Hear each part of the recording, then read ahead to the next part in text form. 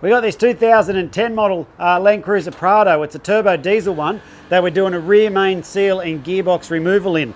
So I just wanted to quickly show you that it's really not that much of a job. It's quite a sort of a simple job to get the transmission out of it. So basically you just got to run around and pull out all the bolts that hold the bell housing up, get the starter motor out, take this jack shaft off and remove the gear stick, remove the jack shaft and the electronics from here, and just take out that cross member that bolts into there. There it is down there.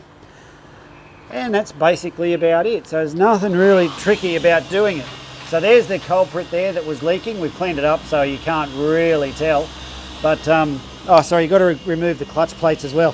These do have a dual mass clutch plate on them. So if you are doing a clutch replacement in them, well, you want to probably consider replacing the dual mass one with a single mass, because those dual mass flywheels are very expensive. So so there it is. The process of putting it back together is the same, like the reverse. You just put the clutch plate back in after you've replaced the rear main and the spigot bearing, and then just the reverse of putting it back together. Pretty straightforward, quick and easy job. Took about an hour and a half to remove the box and the clutch plate. So putting it back in might be that plus a little bit.